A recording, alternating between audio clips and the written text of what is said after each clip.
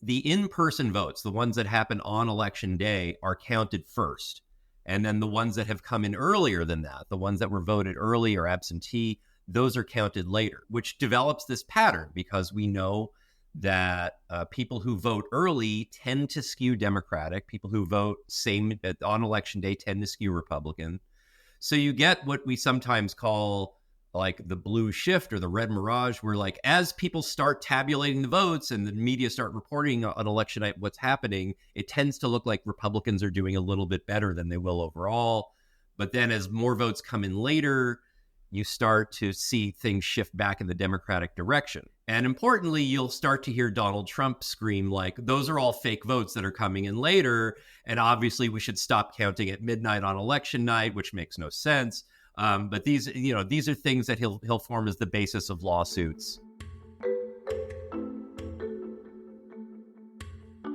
Hello, thank you for joining us. Welcome to a new episode of Power and Flower. I am Seth Maskett. And I'm John Hagner. We are a political scientist and a political consultant who are trying to understand and explain what is going on in U.S. politics in 2024. We also care deeply about pastries. Today, this is our big episode just prior to the 2024 presidential election. We are going to discuss what to expect during the election week and thereafter. We are finally at this election after all of the spending and all the debates and everything else that has gone on up until now. And we want to talk about what's going to actually happen as the votes start coming in. We're going to get into what the vote counting looks like, what patterns we should expect to see, what the candidates will be saying, how soon we're likely to know a winner, and what will happen, frankly, after a winner is called. John, how does all this sound to you? I think that sounds great. We obviously know what's going to happen in the election, but we have to keep that a secret for suspense reasons. So we're going to talk about what other people know. But yeah, I think we are coming down the pike of an election that's obviously consequential, but also seems by all the data that's out there to be incredibly close. So I think folks should strap in because this is going to take a while. But Seth, I know that you have been thinking a lot about what to expect on election night and, different methods of vote and what that might mean for the results. Why don't you explain what you expect to happen and when as the votes are rolling in? Yeah, okay. There's a lot to think about here. I have a piece coming out shortly with MSNBC.com that's on this very topic about the patterns we should look for. All we can say, and as John points out, this is an absurdly close race if the polls are to be believed. It's not only absurdly close nationally, but also in the 6 or 7 swing states. Like everything is basically within a point, which is kind of insane. Which means, this could just be even. It could be that actually Harris is going to sweep the swing states, or Trump is going to easily sweep the swing states. We don't really know, but there's a handful of swing states that I think are important to be watching that may take some time. Now, one of the things we saw in 2020, of course, is that it took like 4 days for us to know who the president was, right? We had a rough idea, but it took a while, in large part because of COVID, because of the steps that various states had taken to deal with the COVID pandemic. A lot of states had expanded the use of absentee and early and mail-in voting, and that just made it harder for them to count. Now, there's going to be more in-person voting this year. The states that still do the absentee and early voting have gotten better at it. So, it probably won't take 4 days, but it also probably will take longer than just election night. All this depends how close it is. Right. And there's a handful of states where we just don't know. So for example, in Pennsylvania, that's the real big prize. It's got 19 electoral votes. There's a good chance whoever wins Pennsylvania will become the next president. Pennsylvania makes their procedure to not process any ballots until the polls close at 8 p.m. Eastern on election night. I think it's always important to point out, why does Pennsylvania not allow people to? Which party made the political decision for Pennsylvania not to be allowed to process its ballots before election night? It is the Oh, tell us. Republicans. The Republicans. Yes. The state house with the Democratic majority passed a law to allow them, and the Republicans in the Senate refused to take it up. For some reason, the Republican Party believes that delaying election results in Pennsylvania on election night benefits their political objectives. Which, every time you complain about this, and I'm saying not you, Seth, but everybody out in the world, when you complain about this, make sure that you include the author of it, and it is the Republican Party. Okay, good to know. And there's also a handful of other states. There's Arizona, there's Michigan, there's Nevada, that are obviously really important swing states and could take a while. They might not be able to tabulate very quickly. Sometimes they'll start late. There's also an important trend that we should be, keeping in mind as we watch all this happen, is that in many states, the in-person votes, the ones that happen on election day, are counted first. And then the ones that have come in earlier than that, the ones that were voted early or absentee, those are counted later. So, which develops this pattern, because we know that people who vote early tend to skew Democratic. People who vote same on election day tend to skew Republican. So you get what we sometimes call like the blue shift or the red mirage, where like as people start tabulating the votes and the media start reporting on election night what's happening, it tends to look like Republicans are doing a little bit better than they will overall. But then as more votes come in later, you start to see things shift back in the Democratic direction. And importantly, you'll start to hear Donald Trump scream like, those are all fake votes that are coming in later. Right. And obviously we should stop counting at midnight on election night, which makes no sense. But these are things that he'll form as the basis of lawsuits, and more from there. Yeah, because it's partially the method of vote, but it's also large counties tend to skew Democratic, and large counties take longer to count.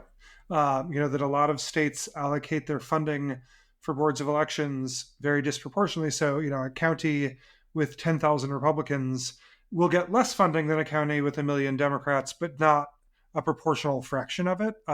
So the sort of funding per voter tends to be higher in rural areas, which also tend to be Republican. So you'll usually see more rural places count faster. Again, that doesn't mean that in the cities they're doing anything nefarious, but there's just a lot more people in the cities, and the votes take longer. Yeah. And John, I'd like to ask you this. We know, like, some of these states that we're going to be watching are going to be very, if the polling is right, they're going to be very close. And we're going to see a few states, as they were in 2020, decided by 10,000, 20,000 votes or something like that. I'm curious, like, are there states where a really close election could trigger a recount? What does that look like? Yeah, so I have gotten the chance to work on a couple recounts in my career, mostly for congressional races, a couple on the Senate side. So there's a couple stages of election counting, right? The first is, the results that we put on election night or in a couple days afterward are called the unofficial results, because they don't have the force of law. But and anytime you see them on the Secretary of State's website, they come with a disclaimer. But usually a week or 10 days after the election, those results will be certified. So up until the point of certification, sometimes there's recount-like activities, but it can't actually be a recount because you're still counting the first time. But in that process, there's all sorts of things that happen. There's provisional votes will get counted and cured. In a lot of places, if you show up to the polling place, maybe you go to the wrong precinct, maybe you don't have the right identification, they won't turn you away, but they'll allow you to cast a vote that is separated from the others, and that you're going to have to do something to prove that it should be counted. So sometimes you have to just show up with your ID. Sometimes you have to show up with proof of your residence. There's a couple things that a voter can do. They will also keep counting late arriving absentee ballots. Some states, the law says they have to be arrived by election night. But like in California, they can arrive up to, I think, 10 days later, as long as they were postmarked on election day. But particularly ballots coming in from overseas, military voters, foreign service folks, just Americans living abroad, those can take a while to count. So those will all get counted up until the certification point. After a vote is certified, though, if it's close enough in some places, it'll go to a recount. Some recounts are automatic, that if a race is within half a point, a recount's automatically triggered. In other places, the candidate who's trailing can offer to pay for a recount, and they will get one. So Okay, recounts vary by state, but sometimes they'll go through and hand count ballots that are machine counted. Sometimes they'll do a random sample of that just to make sure that the machine's lined up. If you voted on a machine, though, there's nothing to recount, so they'll just retabulate the votes. These processes can take months.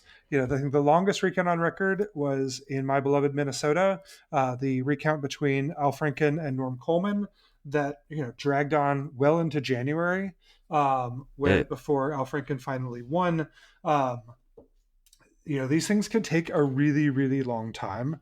Yeah, the lawyers get involved, but there's also a lot of data that comes into this, right? That uh, there's some somebody might find a bag of votes.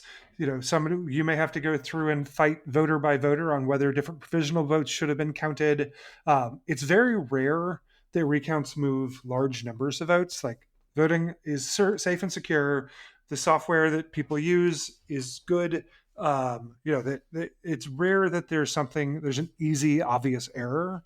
So when you go to a recount, if votes move, it's usually a couple dozen, and it will come down to sort of hand-to-hand combat. And there's definitely an art to it, and there's lawyers who have made their whole specialty doing it. But yeah, if this race is close, it could come down to that. Folks who are a little bit older might remember the 2000 race in, it did come down to a recount in Florida that took weeks and weeks and weeks to resolve. My favorite story is I was starting off in politics in 2004. My boss had worked on the Gore campaign in 2000, and she was a data person. And on election night, they said, Florida looks really close. We need you to go there. And she drove to the Nashville airport, and she left her car in hourly parking because she thought she'd be back so soon. Oh no. And flew to Florida and stayed there for 7 weeks, 5 weeks, or yeah. And when she got back, her beat up old campaign staffer car was not worth the amount that the parking ticket was for. So she just gave them the deed to her car and left. And that was the end of that story. So, recounts could take a long time. They can be really important. I think, in this election, Pennsylvania looks really close. It's really big. Michigan and Wisconsin, could end up being determinative. Arizona, Georgia, there's lots of different scenarios where a bunch of different states could matter.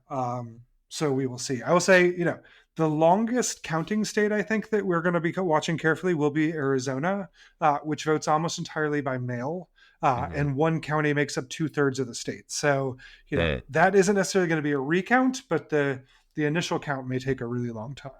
There was something you mentioned in there about certification, and I wanted to just have a note about that.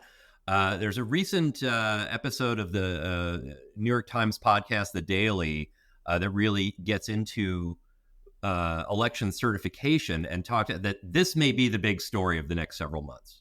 That they talk about a situation in Washoe County, Nevada, earlier this year, where the county board that's supposed to certify election results, it simply refused to do so because there's a lot of election deniers who showed up at the meeting.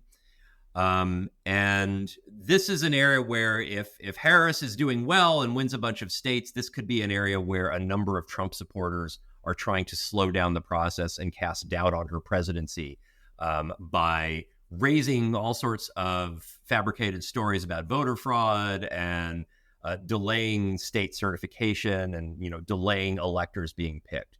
I'm not saying that definitely will happen, but it is an area of concern that's just sort of one of those things that is just simply a very pro forma process that could be weaponized over the next few months. Yeah, no, and the Republican, a lot of Republicans have been chosen for these positions because someone believes that they're going to make a fuss. And I think it's a case where the courts will have to get involved.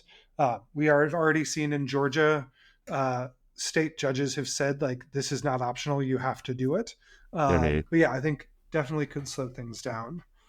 But and I think it's worth in pivot. Once the election is certified and once any recounts are over, I think it's worth digging in a little bit on what happens even after that, because I think this is a point that has been under-examined in this race, but it could matter.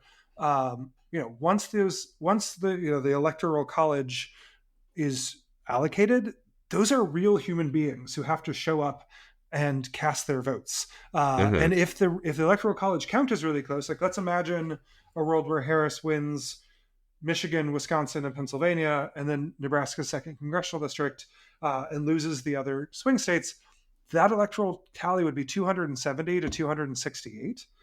But it's worth thinking that requires those 270 people to show up at the right time, vote the way that they're supposed to, and have those votes counted and received in DC. And none of those things are guaranteed. I think it's Isn't worth, one of the Democratic electors going to be Eric Adams from one of the New York actors City? is Eric Adams of New York Yes. City. But the other 269 are a whole range of people. Yeah. In 2016, 4 different Washington state Democratic electors refused to vote for Hillary Clinton, who had won Washington's 10 electoral votes. So Hillary Clinton only got 6 electoral votes out of Washington state that cycle. 3 of them chose to vote for Colin Powell, of all people.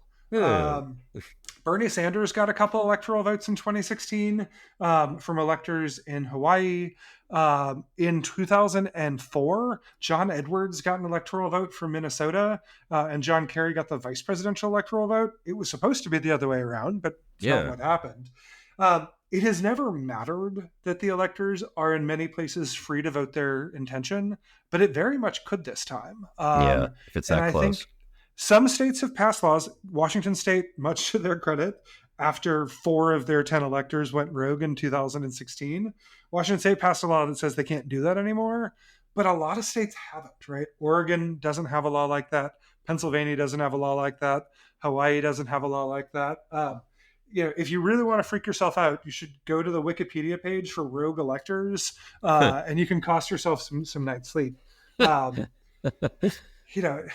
thing that I am really worried about is that, if a human being needs to show up in a certain place at a certain time and do something, there's a lot of scary folks out there who are deeply invested in this election. And, does someone decide that, well, I have a list of their names and home addresses, and maybe I can keep them from showing up? So I hope that I'm paranoid about this, but me too. I hope that, that the authorities take these things really seriously.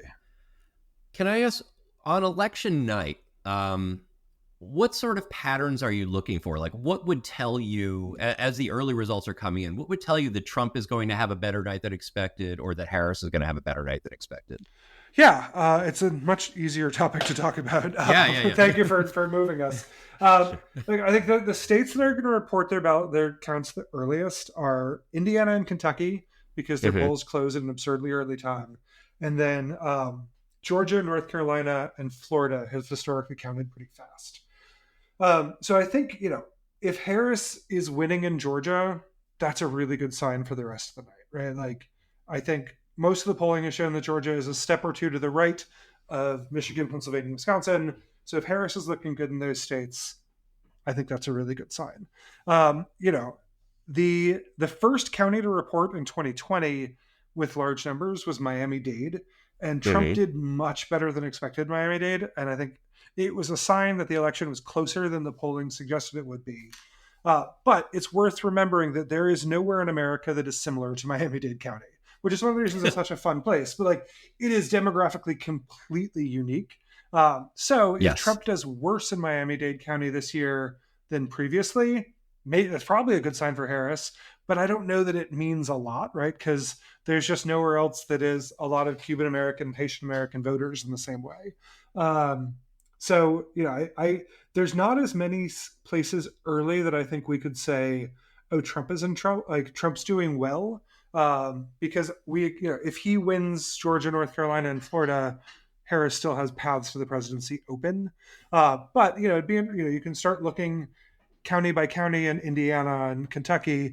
You just, to your point earlier about method of vote, you should, before you try to do that, you need to know what votes have been counted and what haven't, right? So if you're looking at a suburban county in Indiana and it looks like Trump is doing 5 points better there than he did 4 years ago, maybe that's just because they haven't counted their mail votes yet, right? And that's a mirage. So I think for most people, should take a deep breath and wait for results to come in. Trying to figure out at 7:05 Eastern versus 10 p.m. Eastern.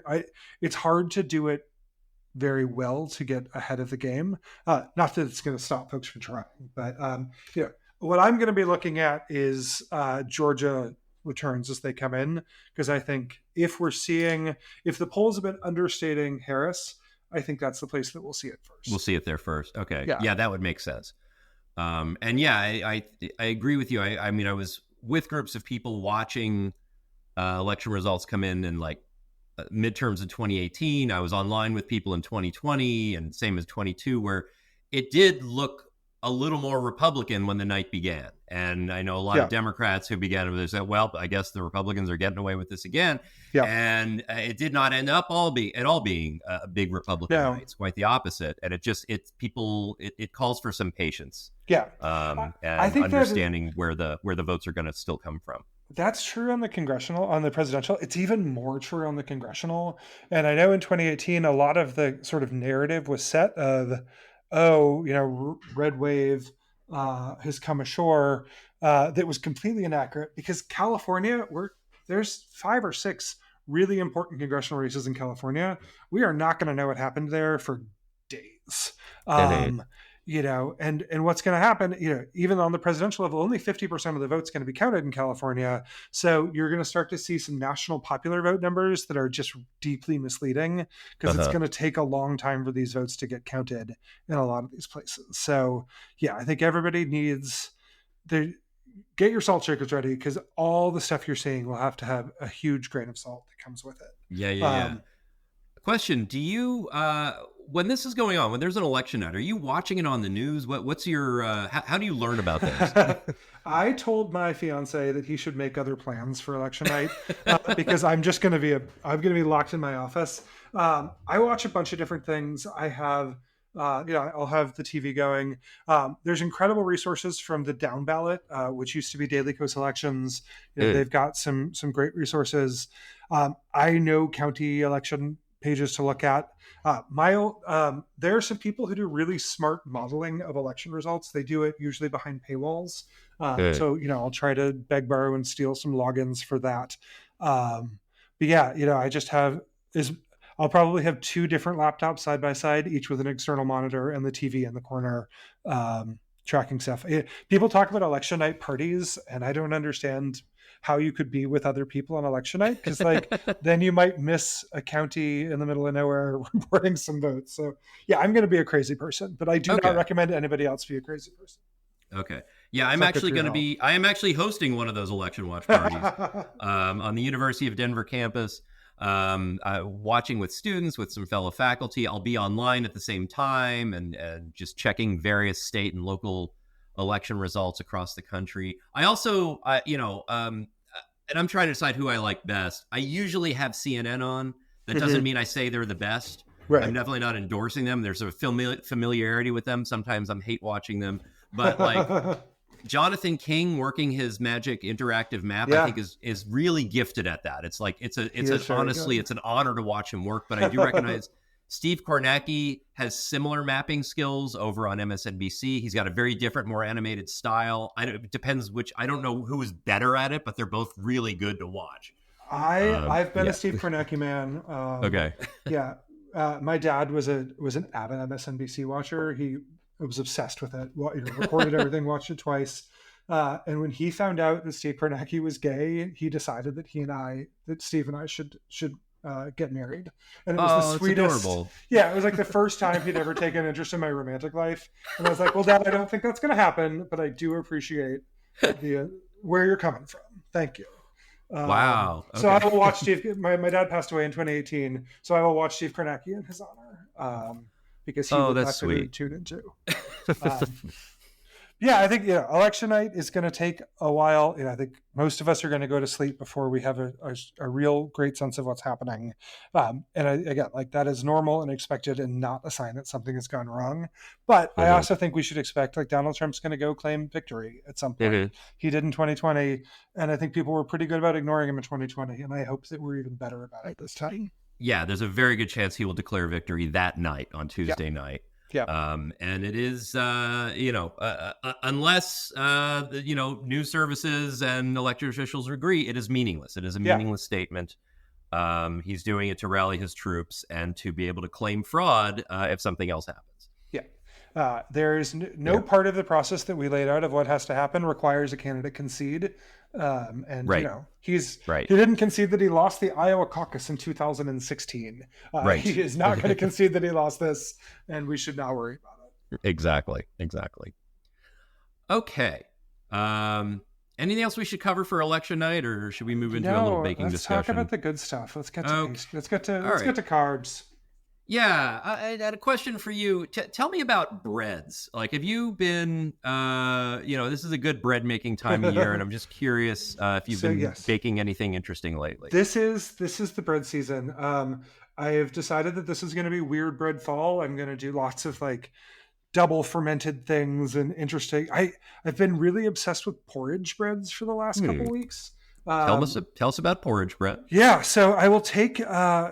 I've been doing oatmeal because I have a lot of oats on hand, and I'll make an overnight oatmeal. 250 grams of oats, 500 grams of water, a glob of sourdough starter, and then cook that off in the morning. And then I'll mix that porridge into my dough, which adds this like sort of wonderful richness. It makes the best stew accompaniment bread. I got really into this. There's a baker named Chad Robertson who ran Tartine. And he put out a book called Tartine Number 3, which is just the weirdest, bread adventures. And his porridge bread master recipe is great. And I've sort of taken that and run with it. But it's a really nice sort of hearty winter bread. Because I do a lot of sourdough starters and a lot of naturally leavened stuff. But sometimes you just get bored with that kind of airy crumb. And like you want something a little denser and a little bit weirder. So that's what I've been playing with. So I have a question related to this. I sometimes make a rye, a Jewish rye or a corn rye. That one of the instructions I got from the original recipe was to use an old bread soaker, like basically take about a third of a cup of an old stale bread I have, soak it in water overnight, and then mush that all up in the dough the next day. And I of course do it because I follow rules all the time. But I'm actually wondering what is that adding? What is that doing for the bread? Yeah, it's a great question. I don't make that part of my technique all the time. Okay. But what it's doing is, as I understand it, partially it uses the bacteria and the yeast and the other things that are present in that bread to flavor the next loaf. It also helps to, if you soak it, it breaks down some of the grains and makes things a little bit more digestible. Part of why the porridge breads are so good is because they, it's an overnight soak of those grains and it makes everything really pliable and sort of gummy. I had a really interesting experience a couple years ago. My sister and I went to Sicily on our yearly vacation, and she found this master baker who was teaching classes in her home up in the mountains. And it was the most incredible day of just like hanging out in this old Sicilian lady's house and baking in the bread oven while one of her kids translated for us. And the only leavening that this incredible baker used was part of previous bread loaves. So she would take, instead of using a starter like I do and like a lot of folks do, she would just take part of the heel of the loaf of bread that she had made the day before and throw it in water overnight and let it get sort of super mushy, and then mix that into her next dough and let it rise again really slowly. Which, I would think that would, cook off and kill too many of the yeast of the bacteria, but it made incredible stuff. I think partially because she baked every day and her kitchen was such a fertile environment that was enough to sort of kick off all the fermentation that she needed. But made some of the most incredible bread I've ever had in my life. Describing someone's kitchen as a fertile environment, I feel like kind of a backhanded compliment. No, it's true. Yeah. I started my sourdough starter in my kitchen, and I tried it twice. And once I did it when I hadn't in a new house that I hadn't been cooking in, and it failed. But then I tried it a year later when I'd been baking a lot and doing a lot of stuff, and it took off immediately just because there's a lot of good stuff in there to pull down. No, that makes sense. That makes sense. Okay, I would say we've reached the end of our time. Thank you all for tuning in. We don't know what's coming up after this, but want you all, we will have definitely some post-election analysis. We'll be talking about just what we've learned. But in the meantime, this is an intense election coming up. Everyone, take care of yourself. Take some deep breaths. Drink some water. Enjoy yourself. And, have, a good and safe election experience. And above all, and I think that the message of this is that, let's be patient. Let's let this play out. Let's not jump to conclusions. Other final thoughts on this? Yeah. Don't forget to vote. Even people who obsess about politics can sometimes forget to vote. So make sure you get out there. Definitely get your ballots in. Okay. Thank you so much for listening. Thank you, John. Bye. Bye.